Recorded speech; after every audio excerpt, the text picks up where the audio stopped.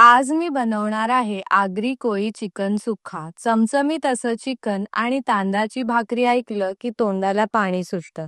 आपला घरचा आगरी कोळी मसाला, त्यात तेल सुटेपर्यंत परतवलेलं कांदा खोबऱ्याचं वाटण आणि त्यात मंद आचेवर शिजणारं चिकन. ते शिजतानाचा तो घरच्या बाहेरपर्यंत दरवळणारा सुगंध शेजारच्यांनाही जेवणाचा मेनू सांगून जातो.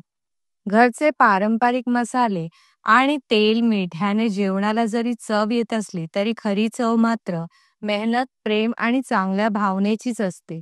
म्हणूनच तर मोठी माणसे म्हणतात ना, जेवण बनवताना राग, द्वेष मनात आणू नये. जेवढी चांगली भावना तेवढा चांगला पदार्थ. छानशी कोथिंबीर घालून सुंदरशा ताटात वाढा आणि प्रेमाने खायला द्या. जर वासाने कोणी मागायला आलं तर उदार मनाने वाटीभर चाखायला द्या. स्वतःला कमी करून दुसऱ्याला दिल्याने पुण्यही मिळतं आणि आनंदही.